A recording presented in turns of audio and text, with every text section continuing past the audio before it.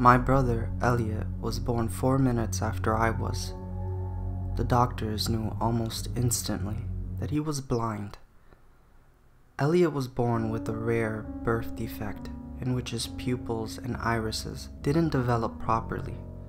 So when he was born, his pupils ran down the middle of his pale and gray irises. My mother used to joke that while we were in the womb, Elliot knew that only one of us could have the vision, and he had given it to me. We had a decent childhood together. I'd help him with a lot of physical things, and he'd help me with more academic challenges. Elliot loved to read. He loved Braille books because he felt that Braille was a language that unlocked the doors to imaginary places. Elliot would politely remind other kids that just because he couldn't see their world didn't mean that he didn't have an imagination. It wasn't until we were both about 14 when he started to have problems. In the middle of the night, my parents would catch him sleepwalking through the house with a kitchen knife. Some nights, he'd have walking nightmares that would make him cry. One night, at around 2 a.m., I woke up to him crying softly. I had asked him what was going on and if he was alright. Elliot slowly got out of bed and tiptoed over to my bedside. He looked me right in the eyes and told me something I'll never forget. I can see in the dark, and I'm the only one that knows we're in danger, Elliot whispered to me before sneaking back over to his bed and laying back down. At first, I thought he was talking and sleepwalking through a nightmare. The doctor said he'd never be able to see, so I thought it was another bad nightmare. Elliot convinced me the next night though. I know you don't believe me, he said from across the room. I can prove it to you. Elliot got out of bed and came to my bedside. He asked me to follow him to the bathroom. I got out of bed and followed him down the hallway to the bathroom. I reached for the light, but before I could reach the switch, Elliot stopped me. I can't see in the light. It needs to be dark. So you can see it too, he said. You'll see it in the mirror. Elliot pointed right at the mirror. When I looked in the mirror, I saw the reflection of our shower curtain. The curtain had a semi-transparent square pattern, and behind it, I saw the silhouette of a man or a creature.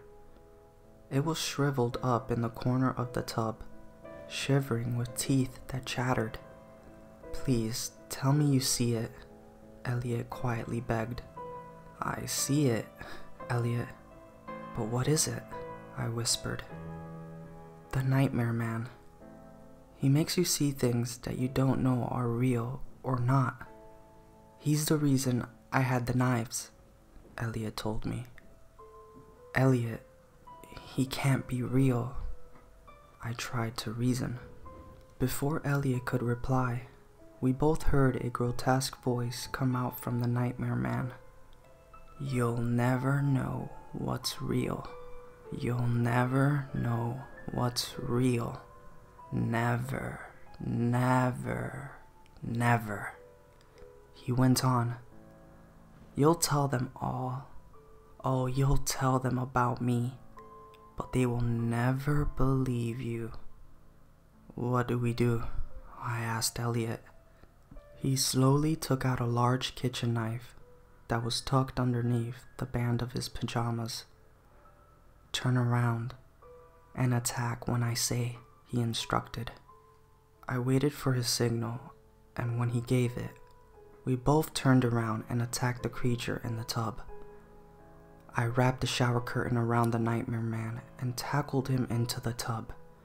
Elliot began stabbing furiously at the body wrapped in the shower curtain. He struck my arm a couple of times, but I didn't care. We stabbed, punched, screamed until the lights came on and blinded Elliot. What's going on? I can't see, Elliot screamed. I looked up to see my father in the doorway of the bathroom. What the hell are you two guys doing? Sam, are you alright? You're bleeding. "What did Elliot do to you?" my father yelled, followed by my mother joining in behind him. I tried to explain what was happening to them, but they thought we were crazy. The next day, they admitted Elliot into a psychiatric treatment facility. The doctors considered him a threat to our safety because of his hallucinations. The hospital was a terrible place for him. They always had lights on, and he didn't do well in new places. After we got home, I decided to go to bed. It didn't take long for me to fall asleep after such a crazy day. In the middle of the night, I woke up out of a dead sleep when I heard a noise outside my room. I heard something whispering outside my door. At first, it sounded like fingernails deeply scratching a wooden floor, until I realized what was being whispered. Poor thing indeed. He'll never know what's real. Never, never. No one believes him, and they never will. I can't wait to show him when he returns. He'll return and leave. Return and leave until he dies or kills someone. Maybe the other sibling. Oh, that'd be fun. The Nightmare Man would say between chattering teeth as he paced back and forth outside of our bedroom. The Nightmare Man was going to torture us if we didn't do something. On the day that Elliot was set to come back home, I pretended to be too sick to go to school. Once my parents left for work, I went around the house and gathered everything I could find to use as a weapon and hid them underneath our beds. I made sure that Elliot and I were prepared to kill the Nightmare Man. Things were different when Elliot returned home, though. He seemed dazed and would get lost as he walked through the house. He never got lost. I tried to snap him out of it when we got a chance to talk alone. "We're going to take him down tonight," I told him. "Who's he?" Elliot asked me. "The Nightmare Man. We're going to kill him," I reminded him. Oh, Sam, there's no such thing. It was a bad dream. I can't see in the dark, and there's no Nightmare Man," Elliot declared. "But Elliot, I saw him too. I was there. I saw him the night you left. He wants to torture you." "It's not real, Sam. None of it," Elliot said firmly. "All right then. If you're not with me, I'll take him down myself," I said as I stood up and stormed out of the room. I was mad, but it wasn't his fault. Elliot was so doped up that I felt it would be safer if I faced the Nightmare Man myself that night. I was ready to kill the demon that was after my brother. I passed out while impatiently waiting for 2 a.m. to come. I was jolted awake by the sound of the Nightmare Man's chattering, jagged teeth right next to my ears. As soon as I snapped out of the bed and scanned the room, the Nightmare Man was nowhere to be found, but he made sure that he was heard. His obsessive whispers came from the bathroom.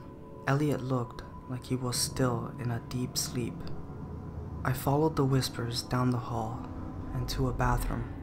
Once I got to the bathroom, the Nightmare Man was nowhere to be seen, but the whispers continued. I turned around to exit the bathroom, but nearly jumped out of my skin when I bumped into Elliot.